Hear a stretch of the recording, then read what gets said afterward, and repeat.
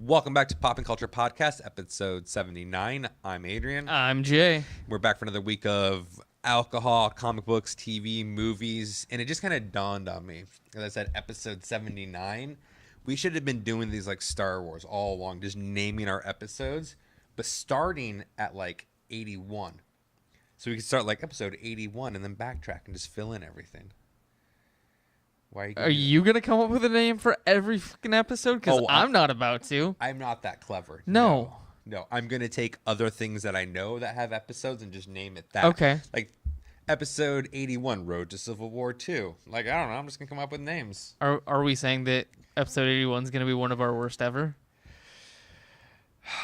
To be fair, Civil War 2 in itself hasn't been horrible. The road to Civil War 2, it's a pretty bumpy road. But before I can even talk about Marvel and the day I've had, let's drink. Okay. So it is a new month, and we've deemed this month Whiskey Month, which I'm excited I get to enjoy because my trip, for those of you that keep track, I wasn't supposed to be here. My trip got canceled, so now I get to enjoy Whiskey Month. You do. So we are kicking off Whiskey Month with what type of whiskey? With Scotch whiskey. Okay. We're specifically doing the Glenlivet 12-year. Yeah, we are. Yeah, we are. Neat for you. For Scotch, unlike my whiskey, I don't do the big ice. It's just one small whiskey. Sure. Because I don't want it a lot. Okay. Why don't you tell everybody about this Scotch? I know you're a fan. So Glenlivet 12, it's the 12 means it's aged 12 years. And I can never for the life of me remember what region Glenlivet is from. It's fine. But for we this past weekend, we gave an education in whiskey to one of the guys that we watch UFC with. So for those of you that aren't familiar, Scotch whiskey specifically has to be distilled in Scotland. With grains from Scotland. With grains from Scotland, and that has to do with the unique flavor profile and characteristics you get from those ingredients there. Some of them use things like peat moss to give it kind of a different type of flavor. But you definitely get a very, very distinct flavor profile when the ingredients are from Scotland as opposed to anywhere else. It's very similar to champagne. So sparkling wine can be made anywhere in the world. Absolutely. But actual champagne must come from Champagne, France. That's true. So a lot of people that drink Scotch as opposed to like an American or Canadian whiskey notice that it's got a little bit different bite to it. Yes. And it tends to be a lot more expensive for the higher quality stuff. Well, it's higher quality. Obviously, we have also the import fees, right. The direct fee. Now, an up-and-comer, which I've actually purchased a bottle of, and we're probably going to have it towards the later end of the month, okay, is Japanese whiskeys. Very good. I haven't had any, but I know that they are being touted very highly in popularity. Yeah. You get a lot of that interesting flavor profile without necessarily the higher price point because there's not the legacy and the prestige behind it. Right.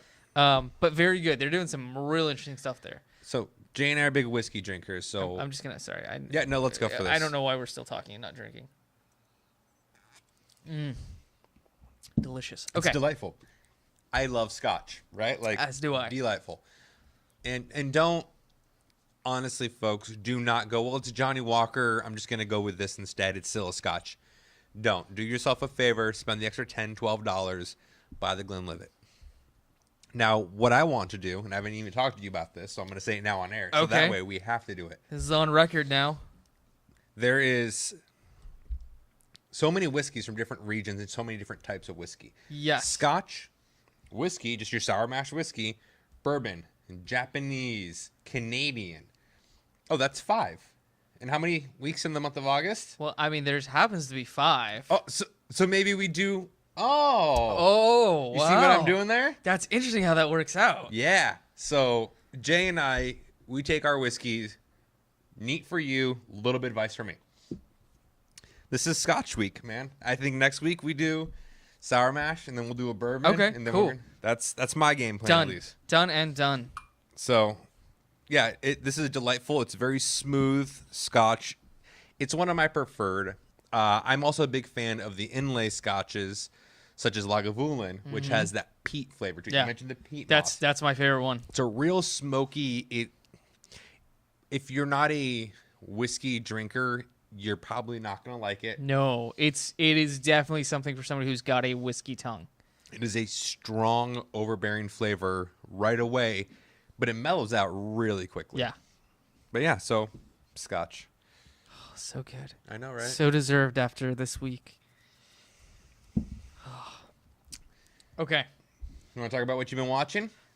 Sure. Okay, let me just get into what I watched, and then I've got some interesting developments that I want to get your reaction on. Uh-oh. I don't think you'll be. Anyways, okay. So this is what I watched. So Girl Meets World.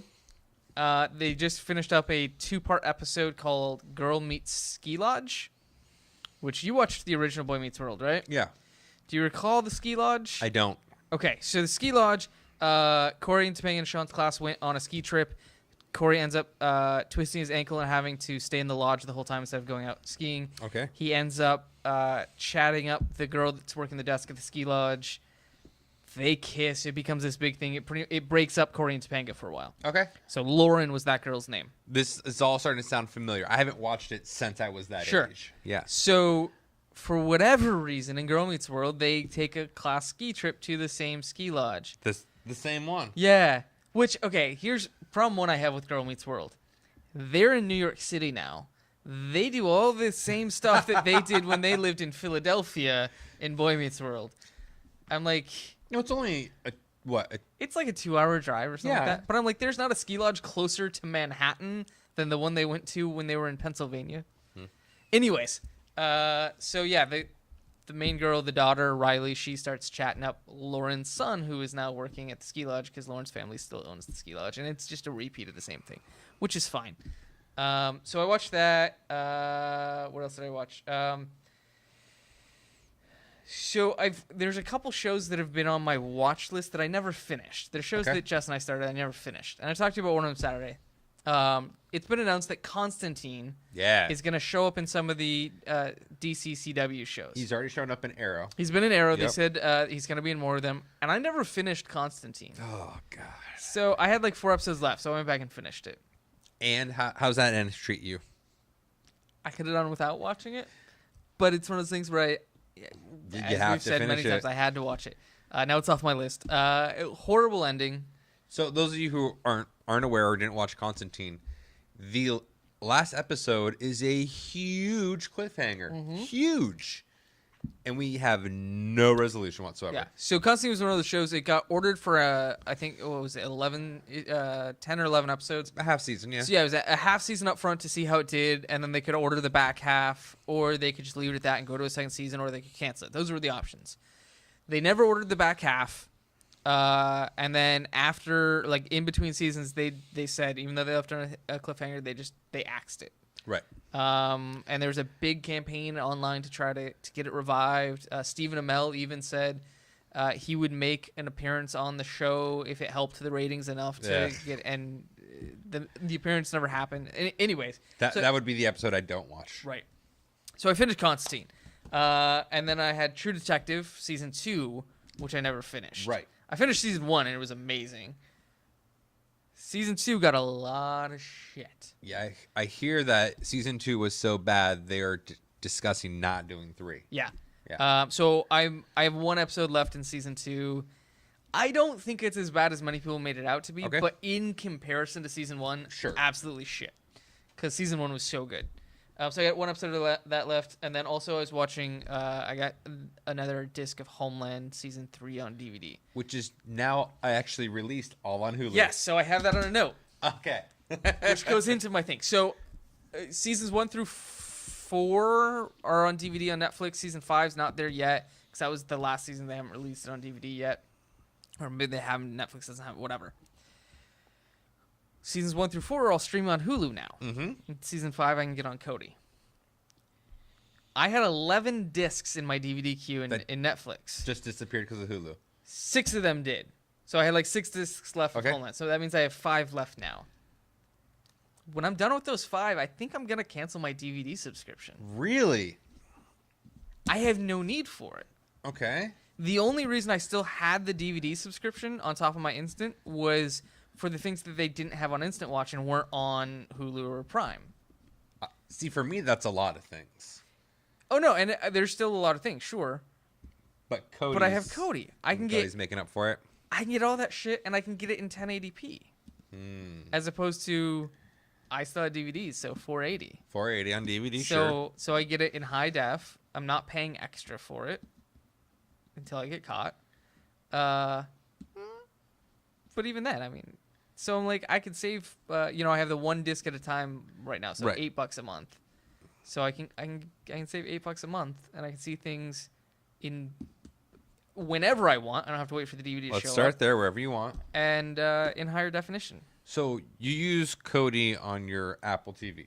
On my Apple TV, on my Galaxy Tab, and I have it installed on my Galaxy S5. Right.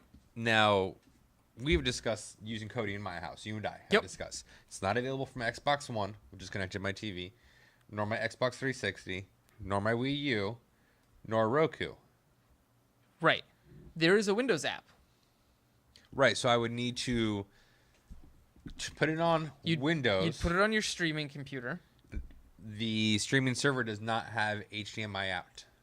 It has no outputs, only inputs.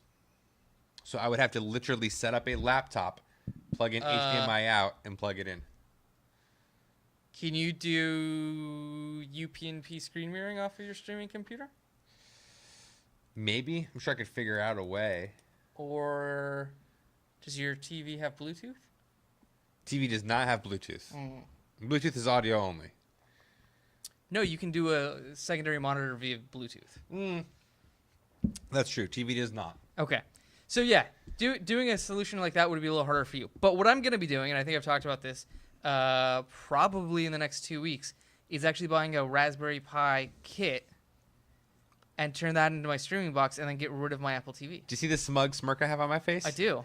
It's because what I was leading to is something that I wanted you and I to discuss. Okay. Raspberry Pi. Yeah. Really cool. For those of you who aren't familiar, it's this tiny little computer made by an independent company that you put Linux on. Yes. Yeah. I mean, that's essentially, you can't put Windows on it. No. But you can put Linux on it. Uh-huh. And they're like $40. If you want just the board, the 3B board is now, I think, $49.99. Yeah. Sure. But you can get older ones. You can get a Zero or whatever for $30. I was at Fry's Electronics last weekend. Okay. Oh, no, the weekend before now. Intel now makes their version of the Raspberry Pi, Right. which will take Windows. Are you talking about, what is the NUC or something like that? Or something. Yeah, I know what you're talking I about. think I've it's called seen the it. Galileo or something. Okay, I've seen it, yeah. Yeah. Same price as Raspberry Pi. So here's my question with that, though. Yeah. I don't know this. I haven't read the specs on it. So is it powerful enough to run Windows well? Yes. Okay. Apparently, it will run Windows 10 no problem whatsoever. Okay, interesting. So my plan, if I get the Raspberry Pi, is to actually install OSMC on it. Right. Oh, yes, which is what I have on my Apple TV one right now, which is a customized version of Linux that takes up almost no room. I'm running it on 128 meg RAM right now. Right. So that was my question with the Intel one: is it powerful enough to run Windows and not glitch? But apparently it is. Apparently it is. What are your outputs on it? Does it do up to 4K or is it? It does. Okay, because that's my draw on the Raspberry Pi 3B is 4K as opposed to going to like a 2, which is way cheaper, that only does 1080. Right, and both are available on Amazon. You don't have to go to Fry's Electronics if Right. you don't want to. But I'm now just throwing that other option out there for you. Okay. Interesting. Yeah. So, but yeah, I mean, that was my thing. I want to get your reaction. I'm getting rid of my DVDs, I think. Like, I get where you're coming from. For me, what I just get in disc, I just got Straight Outta Compton and the Peanuts movie. Sure. Put them in my computer, copied them to the hard drive, mailed them back out the same day. Okay. So, I've made the argument many times against physical media. Sure. Yes. I am now trying to get to the point where not only do I not have physical media, You don't even want a hard drive space. I don't need a local copy at all. Wow. The cloud will do everything for me. I mean, how else are we going to buy into Skynet if people don't just get on with the cloud? Which, seriously, you guys, at this point, Terminator should have been like 6 years ago, right? Right. Yeah. Like, I want a fucking Terminator already. Honda's close. They've got their little Osmo or whatever that thing is. Yeah, yeah. That's eventually going to become sentient. I mean, they Dude, got a warehouse those somewhere. They always have it at Disneyland. You can go to Disneyland and they show him and he interacts and he walks on steps and does all these other creepy things. Yeah. Yeah. Anyway, so that's TV I've watched. TV you watched. What have you watched? So as you know, I'm doing How I Met Your Mother again. Right. We just started season 9. Okay. Which halfway through season 8 is when the show goes down, in my opinion. Yeah. Halfway through season 8, Ted kind of becomes a douchebag. He does not horrible things, but he just becomes out of character. He's intentionally trying to win Robin away from Barney and all these other things. So it kind of goes downhill. But with that said, it's still better than a lot of the other things I've been watching. So Okay. I'm enjoying How I Met Your Mother. It's great for, getting ready in the morning, before we go to sleep, whatnot. Wayward Pines season 2 just ended. You just finished it, right? Or No, season 2 just ended. Oh, okay. I was Sorry, watching this. I forgot that's one of the ones Right. that's actually on. Yeah, day of release. Loving it. Great season finale. Great building up to it. Everything was really good. Really looking forward to confirmed season 3. Okay. So for those of you who are looking for a new show, Wayward Pines. The other thing we've been watching is American Ninja Warrior. I am so far behind on that show. Okay. I only made it up through Indianapolis, like episode 3. Right. Yeah, like the semifinal or the The quarterfinal. Qualifiers Yeah. and the semifinals. And here's the problem with American Ninja Warrior. I am bored 45% of it. Right. Because I don't even like watching them successfully complete the run. I like watching them eat it. Yeah. Like, that's the best part. Absolutely. When the arrogant guy gets up there and he's being a jackass and just eats it completely. Ugh, that's my favorite. Did you see? I don't remember if I showed you the SNL Bobby Moynihan spoof No. they did a couple weeks ago. So this was right after I'd watched the first couple episodes, and I love Bobby Moynihan. He's one of my favorite players on SNL. Drunk uncle, hilarious. Anyways, so he does this thing. He goes out there and it's this sob story because they always tell the sob stories about people that are they going tell to do the good. sob stories. About how a tornado ripped through this town and he used the pieces of his old house to build a gym in the remnants of what was left of his garage to train. Which, here's what always blows my mind about the sob stories, and they never focus on this. Father of 5, works full-time, trains in the eat. When are you being a fucking father then? Right. Ugh. But yeah, so then he goes out there and he goes to run the course. He takes the step on the first one of the uneven steps and just falls flat. And they're like, okay, we don't usually do this, but because your story's so moving, we're going to let you go again. And he goes and he hits the first step and then just dives for the second step and belly flops. And they're like, okay, well, that was awkward. All of your supporters just kind of turned away in shame. And he's like, no, I'm gonna do this for my town. So he goes for a third time and he just runs straight across the water and loses his pants. I'm like, that is more entertaining than the majority of American Ninja Warrior. Because here's the thing. It's not that they're not talented. They are obviously talented. They can obviously do things I can't. Absolutely. Wish I could do. Yeah. But all the personalities are such jackasses. You don't like them. And then they do, like you said, the little snippets. And it's like, yeah, my wife, I'm doing this for my wife who's treating for cancer right now. We have 3 kids. Okay, let me get this straight. Your wife has cancer, which means you should be doing the bulk of the housework. Right? You have 3 kids. You have 3 kids. You need to be taking care of them too. But you work full time and then you train a couple hours every day after work. Oh yeah, let me do the math here. You get off of work at 5, which means you get home, let's say, about 5:30. Okay, sure. You have dinner with your family. That's very gracious of you. Thanks. For an hour, let's say at 6:30, because you said you trained for 3 hours. It means you're done training at 9:30. Your kids are too little. They're already in bed by 9:30. It means you got 1 hour of time with your kids while your wife is treating for cancer and then taking care of all the kids so you can do American Ninja Warrior. Yeah. Go fuck yourself. Please. Please. Done. If I had any Oprah in me right now, I'd be all attitude. The other show is Pushing Daisies. Okay, sure. It was one of those shows that Jess and I started, and she loved season 1. Okay. We never got to season 2 because, it was our filler show between, seasons. Right. And just kind of fell by the wayside. So we're getting through Pushing Daisies. And the other one I wanted to ask you about, I've been seeing trailers for it called Son of Zorn. No. Okay. I've only seen one trailer. I was hoping you had more information because I just don't want to Google it. What the hell is this? So the 30-second ad I've seen is a woman who's the HR manager and there's a table in an office, the conference room table, and it's broken in half. Okay. And then there's an animated guy named Zorn. He looks like red-haired He-Man with the big sword, the boots, buff, but he's wearing a tie. And she's like, this table looks like it was cut. And he's like, I don't know who did this. And like drank from his chalice. It's a sword. I don't have sword. So apparently it's all a real-life office setting, except for this one animated barbarian in it. Okay. That's the show. That sounds horrible. Right? And it's going Son to piss of me a- off. It's going to become popular like that stupid-ass Workaholic show.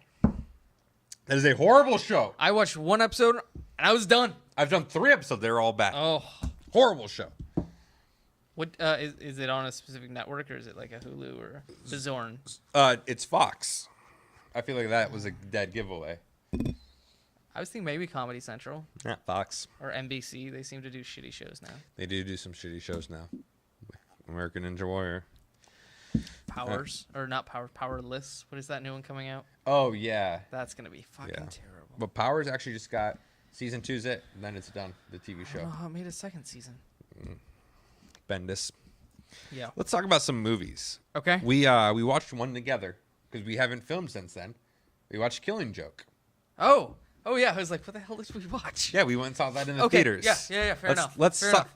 Because I also want to talk to you about Killing Joke, and I Okay. also want to talk to you about Batgirl #1, because you definitely like Batgirl much more than I like Batgirl. Sure. And I actually have not read Batgirl #1. You didn't read it last week? No, I meant to read it between last week. All and this right, week. folks, join us We for talk- episode 80 next week. Bye. Talk to you later. No, we talked about that on Saturday. That Yeah, I hadn't read I it yet, figured and by haven't now. watched it. All right. Okay. Anyways, let's talk about Killing Joke. Well, what's your first thoughts on Killing Joke? Let's talk about it.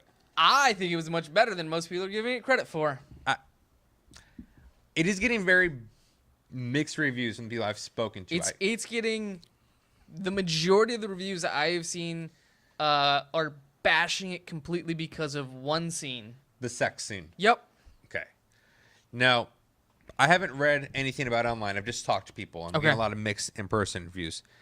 The sex scene, so Batgirl initiates having sex with Batman. Yes. The sex scene in itself was nothing. She took off Nope. her top and it panned away. Yep. You know they have sex because she talks about it. When she confronts him about the sex scene, that's the part I had an issue with. And you and I talked about that. Well, you asked me at the end of the movie Yes. what I thought of it, and I was like, I thought it was great except for one scene. And you said the sex scene. I'm like, no, the fucking scene where they talk about the sex scene.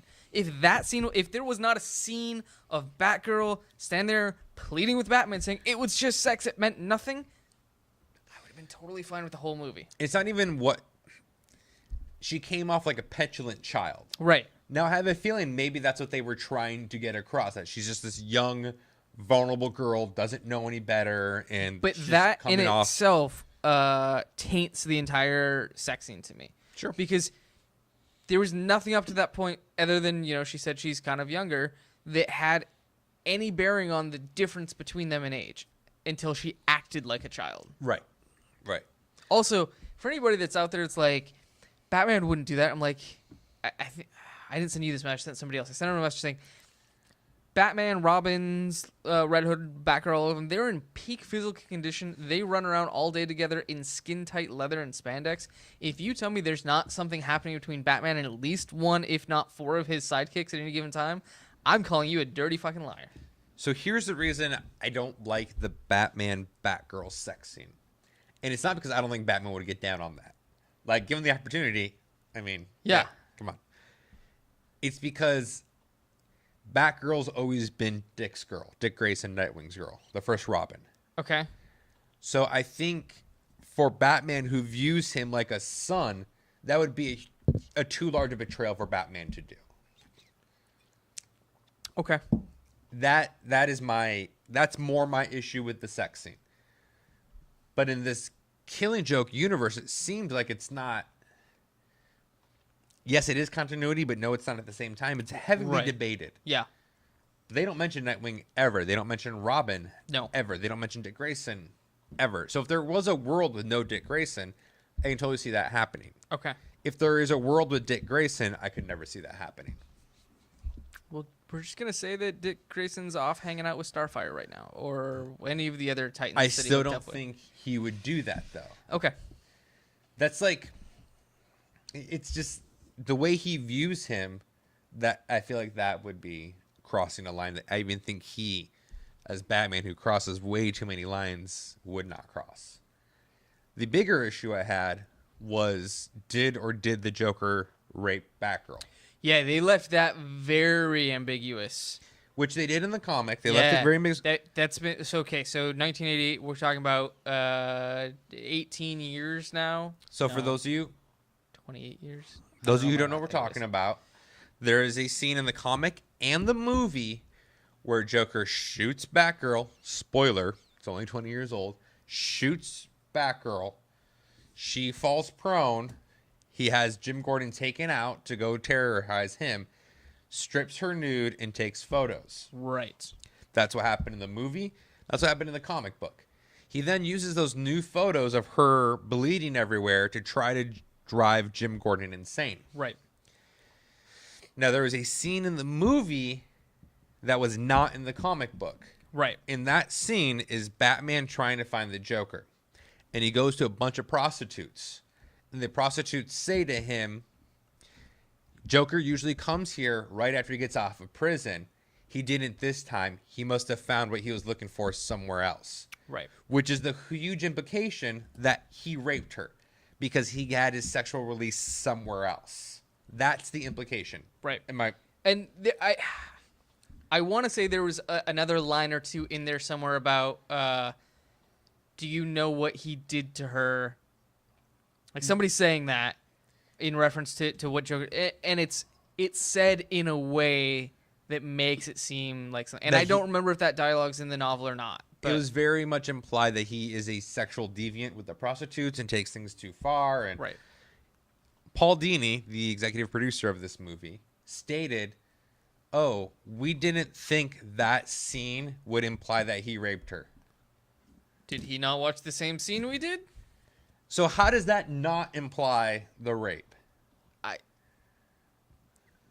Right? I don't know how somebody would make a honest argument against that, because having watched it, having heard all the dialogue and seen everything that happened, I'm saying it's very, very strongly implied. Absolutely. Take away the prostitute scene, 50-50. With that scene, I'm at like 85. Yeah. 85 that he did, 10% that he didn't, 5% that they just tickled each other. Because he's the Joker. It might have happened. Now, here's my question, though. And I'm not expecting an actual answer to this, but being that you're aware of the long-standing precedent of people saying that something did happen from the graphic novel, right? Do you think that tainted the way you viewed it? No, because the graphic novel itself has always been highly debated. Okay. Even Alan Moore, the writer, said not rape. Okay. But Alan Moore is also kind of a dickbag and says a lot of things that true. kind of go back and forth on things. But yeah, no, I mean, I definitely took all of that as absolutely. Yeah. Like, I don't know how you don't. Joker took a little soak. Wow. Whoa. Salt Lake reference. Yeah, there like, it is. bring it all around to the good old days. All right, so overall, Killing Joke, better than some of the animated movies. Not the best out of all the animated movies. Sure. Sounds fair? Yeah. Okay, did you watch any other movies? I did not. No, that was all I watched. I watched those other movies. Dos. One was The Wedding Ringer. The what? The Wedding Ringer, starring Chris Hart and that one guy who no one will ever remember his name of. Chubby, curly, black-haired, wears thick-framed glasses. Jonah Friedlander? No, I would remember Jonah Friedlander. Okay. That's essentially, this guy is marrying a girl, but he has no friends whatsoever. He doesn't have a best man, so he hires Kevin Hart. And Kevin Hart's professional job is to be best man to all these loser guys, so that way the future wives believe that they have all these friends. Okay. Bad movie. Well, you said Kevin Hart, so I just... See, now, you know I like Kevin Hart. You know I haven't seen a single Kevin Hart movie that I appreciated. That just tells me that you don't appreciate the good things in this life. It's like a fine wine. Your palate's just not developed for Kevin Hart. Okay, sure. Overall, it was rough. Uh-huh. It was rougher than most Kevin Hart movies. Okay. The other one I watched was Sisters. Amy Poehler, Tina Fey. That's the reaction on your face is what everybody I know that's seen this movie has said out loud. Kind of wish I just watched Wedding Ringer again. Right? Like, so in this movie, Or gone back and watched Step Brothers. oh god, that movie was real bad too. I actually think Step Brothers was just as bad as Sisters. Okay. Because I don't know. Like, is there an option for me just to watch 2 hours worth of Son of Zorn commercials? Like, I'll do that. Yeah, I'll do that Yeah, instead. done. All right, we'll set that up after this. So Sisters is Amy Poehler and Tina Fey are sisters. Tina Fey is this rebellious, alcoholic, partying, single mom. Amy Poehler is this obsessive, compulsive, good sister. They find out that their parents are selling their childhood home, and they go back there to try to grab their last of their memories and the things that they want to say from their bedrooms. They have one last epic party. Things go to hell. Oh shit! I just realized I've seen this movie. Oh, dude, have you? Yeah. Like I knew the premise of the movie, but I forgot that I've actually watched this. Yeah. So I had successfully blocked it. Damn. definitely forgettable Oh, for yeah. sure. Yeah. It was essentially Amy Poehler and Tina Fey trying to do filthy, inappropriate humor. Yeah. And instead of it being funny, just comes off really uncomfortable. Right. Like when you hear Amy Poehler talk about cock, literally using the word cock, it's not funny. You're just like, it sounds real weird coming out of you. Like I don't like it. Like this is just bad. It was. Did I talk about this? No, because I remember I was gonna talk about it. Maybe I didn't ever talk about it because Maya Rudolph's in it. I fucking hate Maya Rudolph. Maya Rudolph is in it. She's terrible in this movie. She is terrible in this movie. That's how I feel about her in every movie. Yeah, she's hit or miss for me. But Bobby Moynihan's in this movie. That's true. He is. Yeah. And he's funny in it. Overall, it was a real bad movie. Yeah. The funniest part was the scene with the parents telling both the kids to go fuck off. Yeah. And even that, very lackluster. Right. I don't recommend you watch The Wedding Ringer or Sisters. No. Because there's got to be a movie I've watched recently I would recommend you go watch instead. So I have a question for you about movies that you were supposed to watch. I haven't watched it. Okay. I saw it in my notes. I know. It's on my list. Okay. It's more of a, like both those movies we watched because Jess wanted to watch a movie. It was Right. Saturday night. Yeah. I don't think she's down for that movie. She'd be so confused at the end Right. of the movie, like everybody else will be. And usually Monday mornings are my I get to watch a movie by myself days, and I've been so busy with work I haven't. Yeah. Yeah. Okay. I'm gonna be able to play hooky tomorrow afternoon. There you go. Let's talk about some comic books. Okay. All right. What is on your list this week? So here's what I got this week, and I'll let you try to guess which one I actually was able to read today. Okay. Cryptocracy #2. Oh. I said I was gonna try #2. Yeah. Titans #1. Batman #4. Power Rangers Pink Ranger #2. Green Arrow #4 and Green Lanterns #4. Ooh, really? You got Green Arrow #4 and Green Lanterns. Please tell me you just read those though, right? Or did you actually buy? I didn't technically buy any of these books yet. All right, that's fine then. That's fine. I mean, I will, All right. but You read Titans, right? no, Green Lanterns? no, Cryptocracy? no, Green Arrow. no, Batman #4? nope. What the? Pink Ranger #2, because it was the only one I could get to load in the short amount of time that I had to. Like, that definitely was not my... Okay. That was literally the last one that I opened. I was going down the list. And I'm like, all right, I've read these and these and that is the only one that would load in the 20 minutes I had to read a book. All right, then. So My pull list this week is Batman Beyond 15, Harley Quinn #1, Justice League #2, Nightwing #2. Both covers. oh, okay. I was like, are you trying to hide something? Because I'm talking about Pink Ranger over here. Nah, man, Nightwing #2, both covers. Suicide Squad Rebirth #1, Superman #4, Moon Knight #5, Invincible Iron Man #12, Killer Be Killed #1, which I'm surprised is not on your list. Ed Brubaker and Sean Phillips. I didn't know anything about it. This will What? be on my list. And James Bond #8. I'm assuming this is another one of their noir books. No. No. Current time. Well, it can be current time and still noir. It's just I guess that's a true. style of storytelling. Let's talk Killer Be Killed. Okay. Okay. First issue is an oversized issue. and it is $3.99. Good price point. Definitely some crazy things that go on in here. Sure. Long story short, Kill or Be Killed is about this guy who grows up. Life sucks for him. He decides it's time to be a vigilante. Okay. Like straight up murderous vigilante. Sure. Issue 1 just kind of tells you how we got to the place we're at. Okay. You get some flashback scenes. It implies that things aren't real, that he's a little psychotic. Okay. And that's all we have. Like, it is a slow burn first issue, in my opinion. But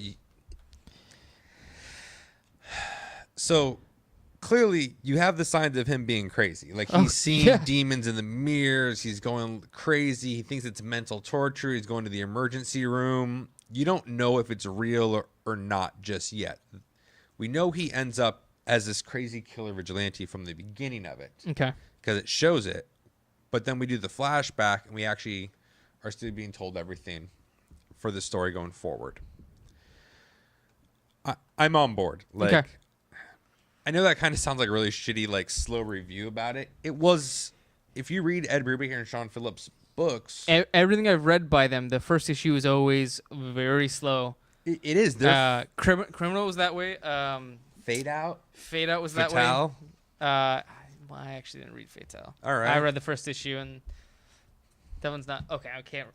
anyways, yes, that is their style, though. But that is, like, you read the first issue, you read the second issue, and you're like, okay, this is fine.